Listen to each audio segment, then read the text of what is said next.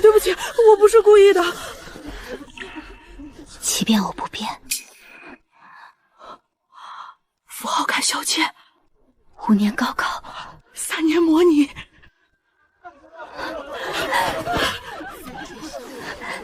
你也是穿来的，我以为这辈都碰不到老乡了。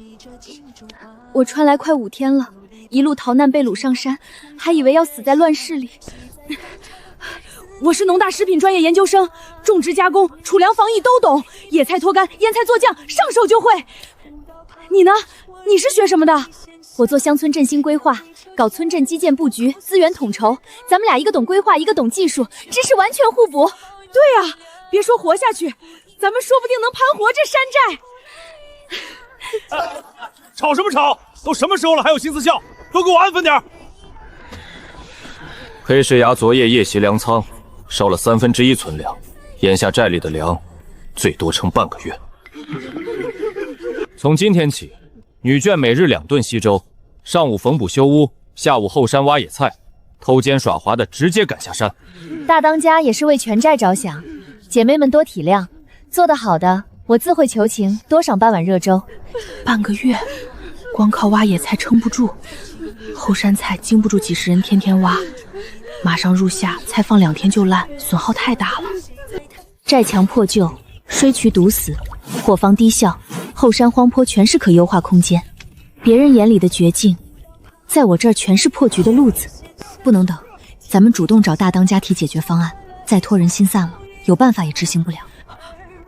咱们俩刚被掳上来，他能信咱们吗？信不信总得试试，死马当活马医。他现在最缺解决粮荒的办法，咱们递台阶，他没理由不接。站住！林姑娘说了，女眷没事不许乱逛，老老实实等安排活计。你们俩想去哪儿？安分点儿。林婉柔父亲是萧彻父亲旧部，有救命恩，战乱里被接上寨，自认是未来压寨夫人，代管女眷后厨，架子极大。我们去找大当家，有办法解决粮荒的事，你让开。就你们俩弱女子还解决粮荒，怕不是饿疯了想讨饭吃？赶紧回去，再闹就罚你们今天没粥喝。让开，耽误了大事，你担待不起。你这贱！吵什么？大当家、二当家，这2个新来的女眷不守规矩，还胡说能解决粮荒，奴婢正拦着他们，怕冲撞了您2位。你说你能解决粮荒？是，我能让现有存粮多撑至少10天，还能让野菜储存期延长3倍，降低损耗。给我3天时间，3个帮手1块场地，我做给您看。哥，别听他胡说八道，一个女子能有什么本事？肯定是饿疯了想骗吃骗喝，说大话谁不会啊？大当家息怒，如今寨里粮紧，经不起折腾。我瞧这2位妹妹年纪小，怕是逃难饿昏了头，才口不择言，并非有意冲撞。依我看，不如让他们去伙房帮工，多劳多得，既能填饱肚子，也算为寨里出力，总比罚着饿着强。大当家觉得如何？什么高产良种堆肥增产，全是满嘴胡言。真让他在大当家面前露脸，往后寨里哪还有我的位置？大当家，现有存粮撑半个月，3天时间咱们耗得起，成了是寨里赚，不成也没损失，这笔账不难算。他眼神稳得很，不像说大话。眼下本就是死局，多撑10天就能等1季麦子熟，也能撑到商队过来，值得赌一把。好，我给你3天时间，伙房侧边空院子归你用，人手从女眷里挑3个，每日口粮照常供给。3天后，我要看到成果。若是做不到，我自愿下山，绝不多说一句。口气倒是不小，3天还想变出增产的法子，我等着看你灰溜溜被赶下山的样子，到时候看你还怎么装腔作势。吓死我了，还以为大当家不会答应呢。他气场也太强了，刚才我连大气都不敢喘一口，手心全是汗。他没得选，寨里内忧外患，他比谁都急着找破局的办法。走，先去挑人手，再去伙房侧边空院子看看场地，咱们抓紧时间。几位婶子别站着了，咱们抓紧上手干活。先把这些野菜都摘干净，老叶黄叶都去掉。待会儿我去伙房烧热水焯一遍。沈姑娘，咱们这是煮野菜当口粮，寨里粮紧，几十号人挖菜也撑不住啊。以前逃难，菜挖多了只能看着烂，太可惜了。不是现吃，是存起来。野菜水分大，放2天就烂了。先焯处理，杀一杀青草气，再摊开晒透阴干，能存好几个月呢。还有这佛法子，我们以前哪懂这个？野菜挖多了，只能眼睁看着烂。要是早知道，逃难的时候也不至于饿那么多回肚子了。不止干菜，等下咱们还腌酱菜，粗盐混野菜压实腌，加野蒜野姜提味儿，咸香特别下饭。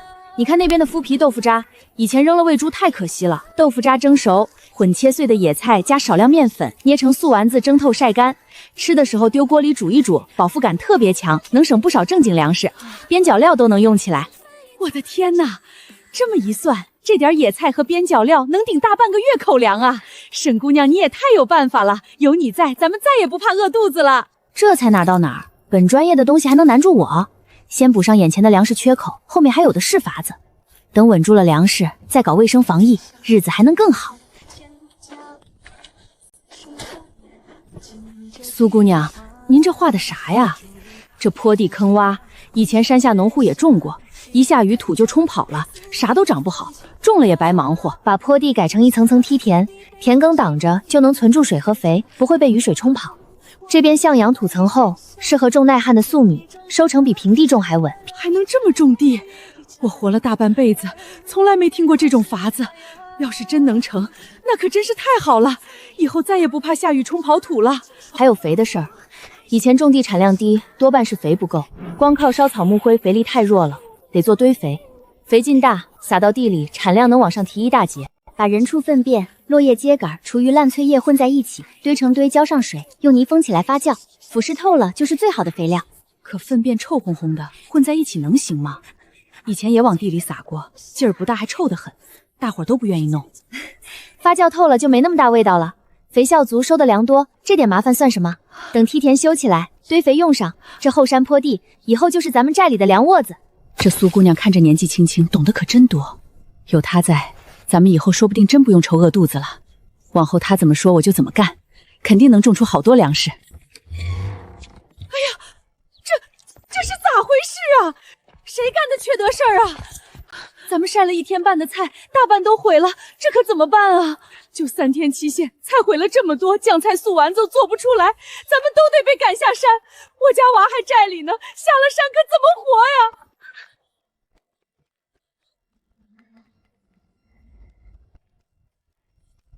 没事，挑一挑，没踩烂的还能用，踩烂的刚好用来做酱菜，切碎了腌，不影响。这明显是有人故意的，肯定是林婉柔干的。她就是不想咱们做成，想看咱们笑话，也太缺德了。我去找她理论去。我知道，但现在掰扯没用，没证据她不会忍，反倒显得咱们无理取闹。先把成果做出来站稳脚跟，再跟她算账。她越捣乱，越说明她怕。都别愁眉苦脸的，这点损失还耽误不了事儿。沾泥的野菜挑出来多洗2遍，切碎腌酱菜，盐一腌就没问题。林婉柔是吧？这才刚开始，你有捣乱的阴招，我就有破局的法子。3天后验收，咱们看谁笑到最后。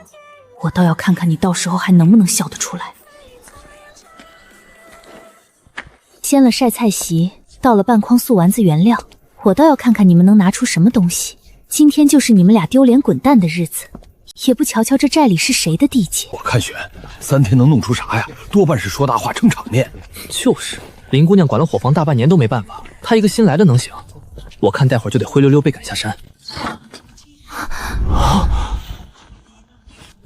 这是干菜，怎么还青绿青绿的，一点都没烂？还真没有沤烂的味儿。这品相存个3、5个月都不成问题啊！这处理法子也太巧了。以前从来没见过这么弄野菜的，居然能存这么久还不烂。这是腌的野菜酱菜，粗盐配山上采的野蒜野姜提味儿，咸香下饭。就这稀粥能省不少干粮，脆爽得很，放半年都不会坏，越腌越香。这是素丸子，豆腐渣混野菜加少量面粉做的，蒸熟晒干，吃的时候丢2颗煮一煮就顶饱，饱腹感特别强，最是省粮食。别看用料简单，顶饿得很。不可能，我明明让人掀了野菜席，还倒了半筐原料，他们怎么可能还做出这么多东西？这绝对不可能，他们怎么可能做到？没想到他们还真有本事。本来以为能多撑3、5天就不错了，没想到效果这么好。这个苏叶果然不简单，不是寻常闺阁女子。这些东西折算下来，能让现有的存粮多撑多久？回大当家，这3天我们一共处理了80斤鲜野菜，出干菜15斤，泡发后能抵40斤鲜菜，储存期至少3个月。另有酱菜20罐，素丸子30斤，饱腹感是同等重量稀粥的3倍。按现在的吃法，至少能多撑10天。而且我去后山看过，南坡荒地能改成梯田，种粟米和豆子，3个月就能收。以后粮食能自举一部分，人手够的话，下个月就能动工。真的假的？要是真能多撑10几天，那咱们可就不用愁了，还能自己种粮。要是真成了，以后就不用总盯着黑石崖那点粮，也不用冒着风险下山抢了。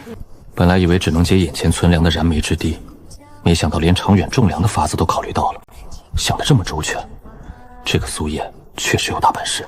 我明明派人捣乱了，他们居然还能做成，这不可能。这下反倒让他们在大当家面前露了脸，以后岂不是更要压我一头？做得很好。从今天起，后山农庄和开垦的事由苏燕统筹，伙房的粮食储存和伙食调配由沈园负责。人手你们随便挑，需要什么物资直接跟管事说，不用层层报备。多谢大当家信任，我会尽力做好，早日把梯田修起来，堆肥场建好，让寨里粮食充裕起来，不再受缺粮之苦。大当家，他们俩毕竟是新来的，一下子管这么多事，怕是寨里的兄弟和婆婆们不服啊。不如还是让我从旁协助，也好帮着点儿，免得出了乱子不好收拾。林姑娘要是闲得慌，可以去管缝补的事，农庄和伙房的事就不劳林姑娘费心了。毕竟林姑娘连伙房的豆腐渣能做素丸子都不知道，怕是帮不上什么忙。这脸打得可真响。林姑娘管了伙房大半年，天天喊粮食不够吃，结果人家一来就把喂猪的豆腐渣做成了省口粮的好东西，高下立见啊！对啊，还见不得别人好，以后还是少跟她掺和，别得罪了苏姑娘。是我考虑不周了，是我多嘴了。既然苏姑娘有本事，那自然是最好的。我先回去了。苏燕、沈园，今天这耻辱我记下了，迟早要让你们加倍还回来。你们给我等着，我不会就这么算了的。太棒了！刚才林婉柔脸都绿了，终于出了这口恶气。看他以后还敢不敢随便来捣乱，真以为咱们好欺负呢？这才刚开始，他不会就这么算了的，以后还得提防着点儿。接下来我们还有的忙，先把梯田开出来，再把寨里的卫生整理一下。马上雨季了，寨里排水不好，容易闹瘟疫，得提前做好准备。前几儿那场大雨下了小半天，我还以为又要踩3天泥呢，结果今儿路就干了，连个水洼都没剩。可不是嘛，以前下雨，污水混着烂泥堵得满街都是，臭得能熏人一跟头。你看这新渠还有排阵池，污水都引下山了，哪儿还积得住？回头安排人每3天清一次池底淤泥，别堵了渠口。山脚下的出水口也得盯着，别让雨水冲下来的石块堵了水道。苏姑娘放心，我都记牢了。说起来也真神，就挖了几条渠，寨里环境一下子就变了样。以前哪敢想下雨天能走干净路啊？都是顺势而为的事，排水通了，蚊虫少了，寨里也能少闹点肚子。沈姑娘，这草木灰混猪油做的皂真能洗干净手，还能杀啥菌？洗手上的油污比干搓草木灰方便多了。往后伙房的人饭前便后都得用这个洗手，生水不准碰，都得烧开了再喝。对了，寨里最近拉肚子的是不是少了？可不是嘛，前阵子还有好几人闹肚子，这半个月都没听说谁肚子疼了。原先还以为是巧合，原来是讲卫生的缘故啊。就是，以后都听沈姑娘的。说起来，寨里这1个月变化是大，可我总觉得心里不踏实。好好的地挖得沟干褐褐的，必是坏了咱们山寨的风水吧？我也听人嘀咕了，以前老寨主在的时候，从来没动过这些沟沟道道。这苏姑娘一来，又是挖渠又是开山的，动静太大了。别冲撞了山里的神明，往后给咱们寨里招灾呀。几位老人家，快别这么说，苏姑娘也是为了寨里好，大当家都信她，咱们做下人的哪能妄议呢？不过我也是听山下的老人说，动土挖渠最是讲究风水。咱们这山寨能安稳这么多年，全坡山势风水护着，万一真动了根基，也是我瞎担心。希望是我想多了吧。你看，连林姑娘都这么说，肯定是有道理的。她可是大当家身边的人，知道的肯定比咱们多。这可怎么好？别到时候粮食没多收，反倒给寨里招了祸事。这苏姑娘别是会什么妖术蛊惑了大当家吧？苏燕、沈园，你以为凭这点本事就能站稳脚跟？寨里的老人最信这些，我倒要看看，等谣言传遍全寨，你们还怎么安安稳稳待下去？大当家就算信你，还能压得住所有人的闲言碎语不成？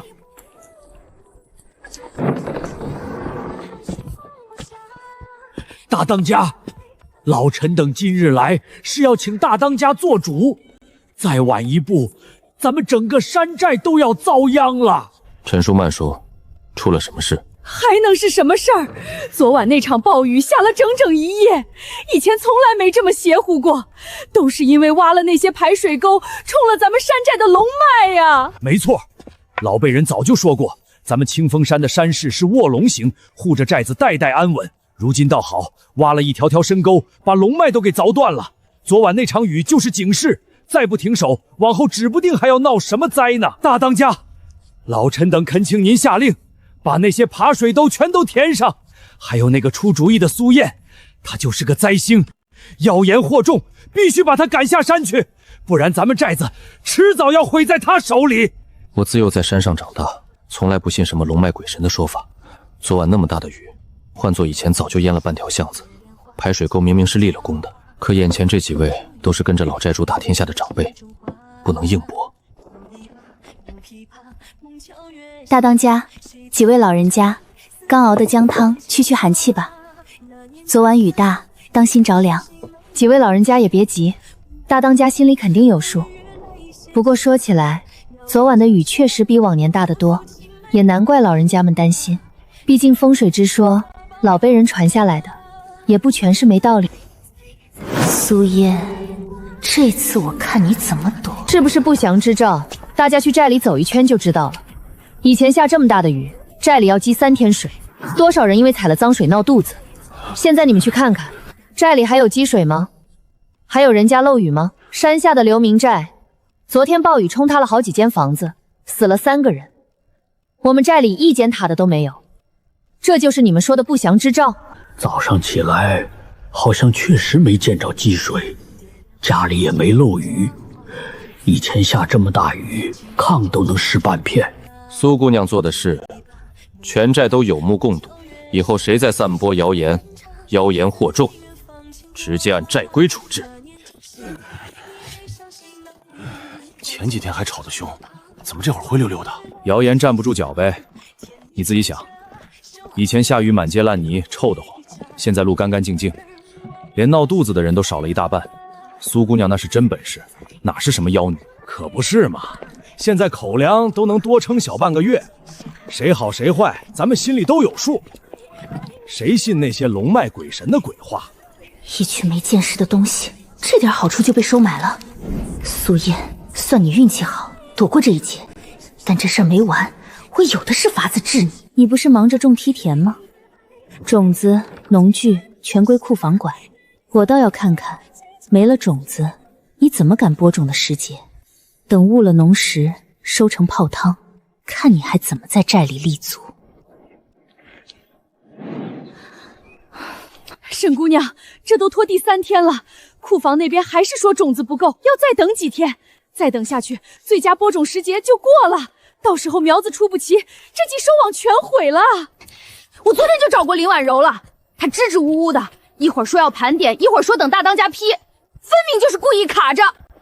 她自己不懂农事，就拿种子撒气，简直胡闹。梯田修好了，肥也堆好了，万事俱备，就差种子。真误了时节，之前的功夫不都白费了？不行，我再找他去。阿叶，你可来了！库房卡着种子不给，再拖下去真来不及了。我知道了，走。一起去库房看看。苏姑娘，您怎么来了？林姑娘正在里面盘点呢。苏姑娘，你怎么到库房来了？可是缺什么物件？后山梯田等着播种，农庄来领了3次种子，你都说不够。我过来看看，到底差多少？苏姑娘，真不是我卡着不给，上月收的种子本来就不多，前阵子分了山下佃户，剩下的真没多少了。你再宽限几天，等我凑凑，肯定给你送过去。上月15，山下佃户交上来的麦种共38担7斗，20日分佃户春播种子11吨2斗，伙房留2栋做种粮，其余全入了库房。算下来，库里该盛25栋5斗麦种，还有12斗4种。我说的对吗，林姑娘？他怎么会知道的这么清楚？连数目都一分不差，不可能！库房的账只有我和管库的知道。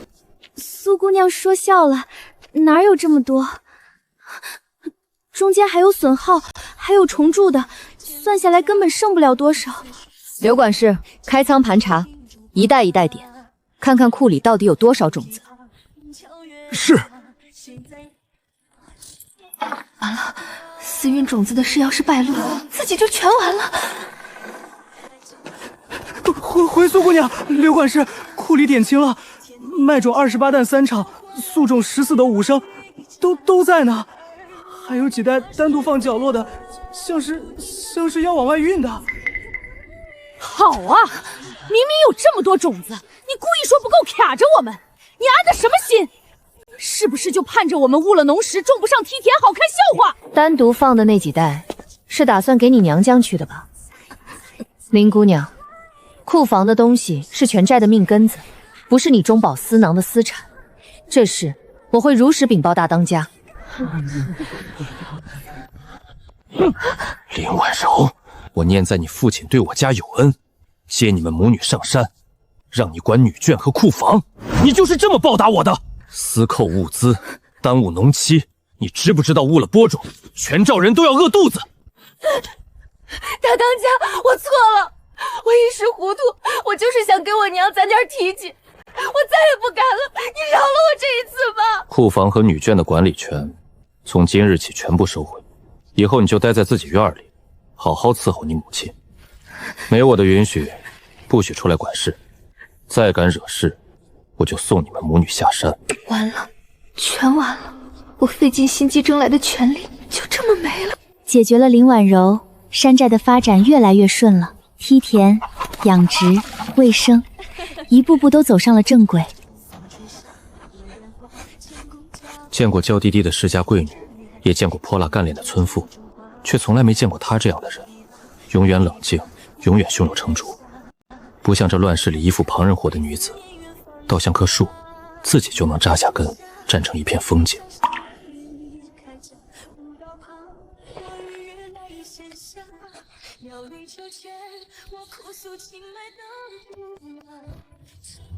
苏姑娘，大当家吩咐的，夜里天凉，给您添盆炭火。这是新的油灯，亮些不伤眼，还有纸笔，您看着用。有劳了，替我谢过当家。她一个姑娘家，住得偏，总得照看着点儿。屋顶漏的地方赶紧补，夜里雨要是大了，就往高处搬，别硬扛。缺什么就去找管事，不许硬撑。拿着吃，不够再去伙房要，听见没？一开始只当他是个有底线的债主，是靠谱的盟友，可慢慢才看见，他冷硬的壳子底下全是软的。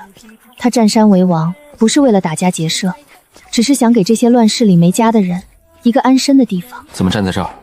路滑，当心摔着。过来看看排水，多谢大当家提醒。看完就早点回去，别淋着。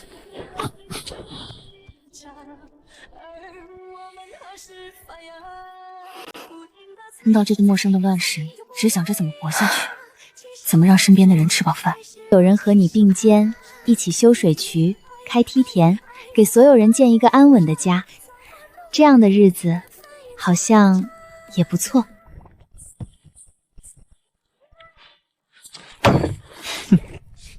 我说沈渊，你这粥熬的也太稀了吧，都能照见人影了，寨里是缺米还是缺粮啊？二当家这话就好笑了，全寨人都够吃，偏你不够？贤妻你别喝呀，有本事自己下山买山珍海味去，在伙房挑什么刺？嘿，你这人，我就说一句，你倒有10句等着我。少废话，刚做的垫肚子，赶紧走，别在这碍着我收拾灶台。谁稀罕这干巴巴的素丸子？也就一般般，比上次强点而已。还挺有嚼劲，比昨天的香。明天再来看看他又捣鼓什么新花样。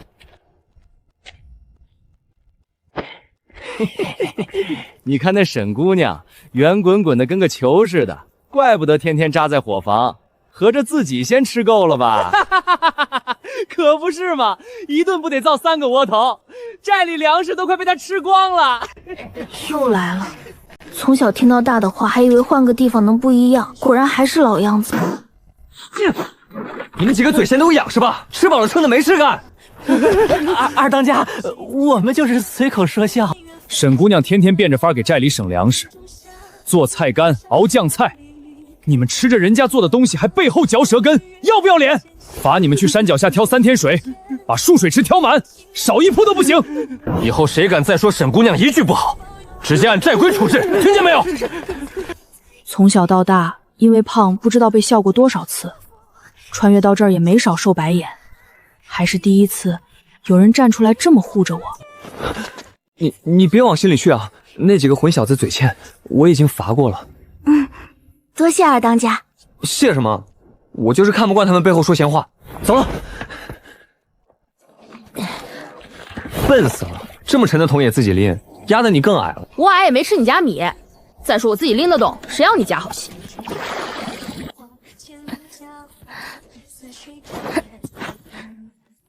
够不着就说嘛，硬撑什么？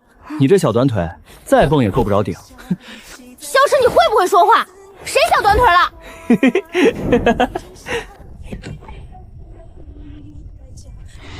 又做什么好吃的？我来尝尝咸蛋，免得你做砸了浪费粮食。给，刚出锅的，小心烫。你天天来的比饭点还准，属狗的吧？鼻子这么灵。还行吧，比上次的强点。他天天忙活，肯定没顾上吃，这块甜的给他留着。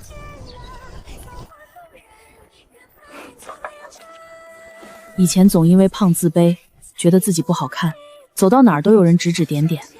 可现在想想，胖又怎么了？我能靠自己的本事让全寨人吃饱饭，能做出好吃的酱菜和素丸子，能把火不管得井井有条，我比谁都厉害。而且还有个嘴硬心软的家伙，天天围着我转。你瞧瞧这穗子，沉的都压完杆了，今年这收成比往年多3成不止，可不是嘛？多亏了苏姑娘教的梯田、堆肥，还有沈姑娘弄的干菜酱菜，今年冬天再也不用饿肚子了。大当家，不好了，出大事了！黑石崖联合3个山头打过来了，200多号人，黑石崖联合3个山头，咱们能打的男丁满打满算才80个，依我看赶紧撤，往深山躲，留得青山在，不怕没柴烧。往哪儿撤？寨里老的到小的小，还有粮食家务，能搬得走。外面兵荒马乱，出去死得更快。要我说，跟他们拼了，死守寨门，大不了同归于尽。唉，拼也拼不过呀。人家200多精壮汉子，咱们一半是刚投奔的流民，连刀都没摸过。够了！寨里有老有少，逃能逃到哪儿去？外面兵荒马乱，出去也是死。这寨必须守。可是我们人太少了呀，他们200多人，我们能打的才80个，这寨墙怎么守？根本守不住啊！我有办法守。你说。寨墙我们之前加固过，比以前结实得多。我们可以在寨城外挖3道陷坑，里面插上削尖的木桩，盖上草和土，敌军冲锋肯定会踩中。然后在寨墙上搭投石台，用石头砸。我们人少，就靠工事补。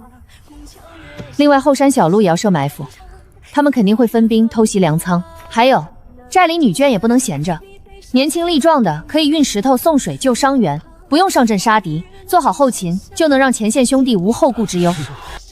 女子也能上阵，这不合规矩吧？规矩重要还是命重要？现在都什么时候了，还讲这些虚的？多一个人多一份力，能守住寨子，不管男女都是功臣。苏燕规划的防御工事层层递进，考虑的极其周全，比咱们之前想的靠谱多了。有他在，这寨说不定真能守住。就按你说的办，所有男丁归我调遣，加固寨墙，挖陷坑，搭投石台。女眷由苏妍、沈园统筹，负责后勤医护。小池，你带20人守后山小路，务必守住粮仓。是，都挖深点儿。黑石崖那帮兔崽子敢冲，先让他们扎成刺猬，叫他们有来无回。敢打咱们寨子，纯属找死！再加把劲儿！大当家说了，守住寨子，秋收人人分2斗粟米。陷坑再往外扩2尺，间距拉匀，别给匪寇留落脚的地方。好嘞！我这第20根了，等下送寨墙上去，兄弟们受伤能立马用上。咱们手快一点，前线兄弟就多一分保障。干粮都按份装好，半个时辰送1轮，绝不能让兄弟们饿着肚子打仗。咱们虽然不能上阵杀敌，做好后勤也是为守寨子出力。你怎么亲自上来了？山路陡得很，沉不沉？让他们搬不就行了？你一个姑娘家跑这么陡的路，摔着了怎么办？我不来，谁知道你们会不会瞎用？万一点不着火误了事，匪寇冲上来烧了粮仓，你担得起这个责任？我可不敢拿全寨糗粮赌你们靠谱。看好了，这是引薪，点着了立马扔，别攥手里烧着自己。燃烧瓶往人堆扔，火势扩散快，能打乱阵型。烟雾弹堵路口，挡他们视线，方便出击。嘿嘿，记住了，听沈管事的准没错。这些是晒干的止血草，磨成粉的是金疮药，受伤撒上能应急止血，争取救治时间。都放干燥地方，别弄湿了。药材受潮就没用了，关键时刻救不了人。行啊你，懂得真多，以前还真没看出来。你不光会做酱菜素丸子，还会做这些厉害玩意儿，简直跟苏姑娘一样神。少废话，赶紧让人把东西分好，摆到顺手的地方。等黑石崖的人来了，别手忙脚乱找不着东西，误了战机，咱们都担待不起。遵命，沈管事，保证完成任务。你就放心在这儿等着，看我们把匪寇打得屁滚尿流，保管他们有来无回。这滑头，正经点儿，这可是关乎全寨性命的事，容不得半点戏。你要是敢掉链子误了正事，我第一个饶不了你，听见没有？放心，有我在，后山丢不了。粮仓在，我就在。那帮匪寇想碰粮仓，先从我尸体上踏过去。我萧池拼了命也守住这道考口。那你也小心点，别硬扛，实在不行就喊支援，性命比什么都重要。哎，你就放心吧，我看看这滚石摆的对不对，别到时候卡着推不下去。他关心我了，他刚才让我小心点儿。看来我也不是单相思，他肯定也对我有点意思。交撤，识相的就开门投降，把粮食和女人都交出来，老子还能留你全尸，不然等我攻进来，鸡犬不留，烧光你们的寨子。想要寨子，就拿命来换；想让我投降，你也配。有本事就攻上来，看看是你的刀硬，还是我们的寨墙硬。哼，不见棺材不落泪，兄弟们，给我冲！攻破寨子，粮食女人随便你们抢，第一个冲上去的，老子赏他10栋粮食。有陷阱！这到底是怎么回事？救命啊！投石！废物，一群废物！200多号人连个破寨子都啃不下来，我养你们这群饭桶有什么用？再冲一次，冲不上去都提头来见我！大当家，他们寨墙加固过，滚石落石又足，兄弟们硬冲根本靠不近啊！已经折了好多弟兄了，再冲下去兄弟们顶不住啊！正面攻不动就抄后路，后山小路防守肯定松。你带1半人摸上去，烧了他们的粮仓，没了粮食我看他们怎么守。前后夹击，我就不信拿不下清风山。是，弟兄们，跟我走，都轻点声，别被寨子里的人发现了。等烧了粮仓，咱们头攻一箭。来了，都盯紧了，等他们全进山谷再动手，一个都别放跑。听我指令再推滚石，没我的命令谁都不许出声，暴露位置唯你们是稳。放！不好，有埋伏！啊，我的腿！计了！滚石砸完了，阵脚已乱，燃烧瓶伺候，往人堆里扔，别给他们喘息的机会，烧得他们退无可退。着火了！救命啊！疼死我了！快帮我拍灭！堵上，熏瞎他们的眼，让他们找不着路，想跑都跑不出去。我看不见路了，撤！快撤呀！顶不住了！弟兄们，往下扔石头，把这帮兔崽子彻底赶下去，叫他们敢来打咱们粮仓的主意，这就是下场。以后见一次打一次。好嘞，滚吧你们！赢了，他们跑了，我们守住后山了，太棒了！这帮匪寇也不过如此嘛。怎么样？你二当家我这埋伏布置的，没给你拖后腿吧？我就说有我在，肯定没问题，你还不信？这下服了吧？哼，少贫嘴！赶紧清点数，看看有没有受伤的兄弟，草药包都拿出来用上，滚木也补一补，防着他们杀回马枪，别赢了一次就掉以轻心。弟兄们再加把劲儿，他们撑不了多久了。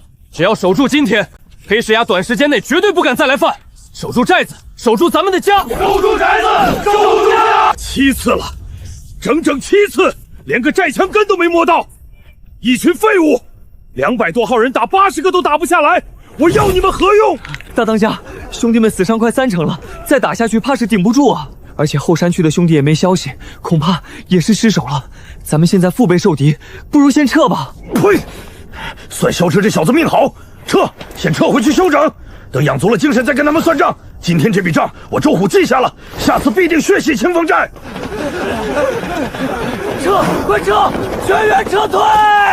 赢了，我们赢了，太好了，守住了，咱们真的守住寨子了。黑石崖的人被打跑了，以后不用怕他们了。谢谢你，没有你，我们守不住。我们是一起的，守寨子也是守我的家。家，他把这里当成家了，他是不是也对我有那么一点不一样的心思？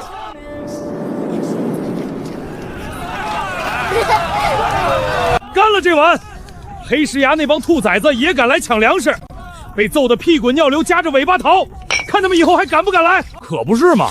以前哪敢想咱们80号人能打退200多匪寇，多亏苏姑娘的陷坑投石台，还有沈姑娘的燃烧瓶，那火一窜起来，吓得他们哭爹喊娘。以前打仗，咱们女人只能躲屋里哭，这次也能顶大用，缝绷带、送干粮、扔燃烧瓶，一样没落下，说出去都风光。以后啊，咱们清风寨的女子也能顶半边天，再也不是只能躲在男人身后的累赘，咱们也能守得住自己的家。今天这酒，敬在座所有人，敬上阵拼杀的弟兄，敬忙前忙后的妇孺老幼。黑石崖来犯，没人退，没人怕，男女老少拧成一股绳，守住了寨子，守住了家。我萧彻，谢谢大家，干了这碗，以后咱们的日子只会越来越红火。刚穿来的时候，人人面黄肌瘦，连活下去都要赌一把。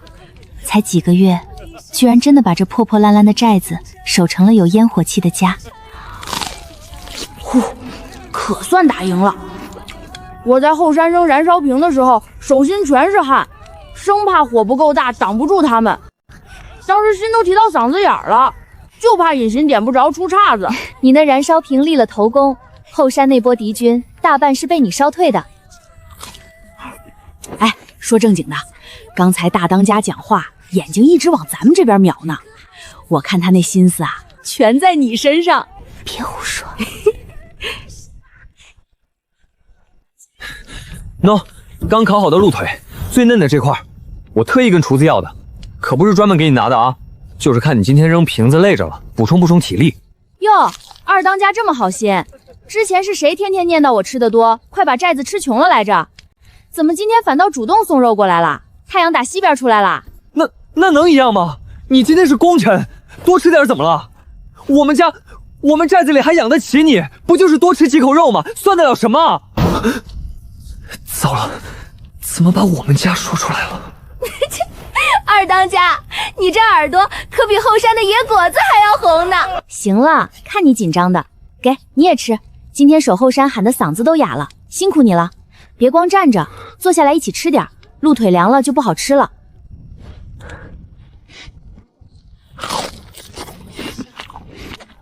今天多亏了你，工事布局、调度人手，没有你守不住寨子，整个清风寨上下都该记你一份大功。是大家一起拼出来的结果，我只是出了点主意。没有前线弟兄们拼命，再好的攻势也守不住寨子，功劳是所有人的。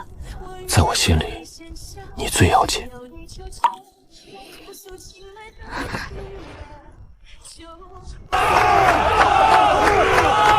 苏姑娘、沈姑娘，过来一起唱啊，热闹热闹，别总坐着。今天是大喜的日子，大伙儿都开心，你们也过来玩玩。走了走了，凑热闹去。真是拿你没办法。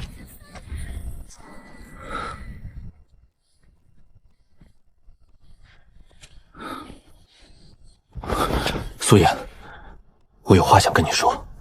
你说。从你第一次站出来说能解决粮荒的时候，我就注意到你了。这几个月，我看着你把破破烂烂的寨子一点点变成现在这样。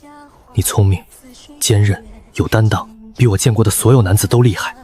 我喜欢你，我想娶你做我的压寨夫人。以后我们一起守着这个寨子，一起把这里变得更好。你愿意吗？自己穿越到这个乱世，本以为只能挣扎求生，却没想到能遇到这样一个人，能和他一起打造一个属于自己的家。我愿意。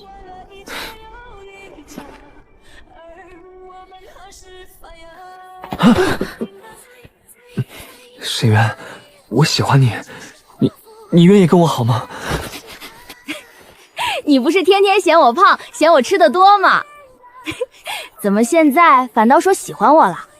不怕我把你们寨子吃穷啦？那是我胡说八道，你一点都不胖，你这样刚刚好。再说了，吃的多怎么了？我们家又不是养不起，我以后天天给你找好吃的。好啊。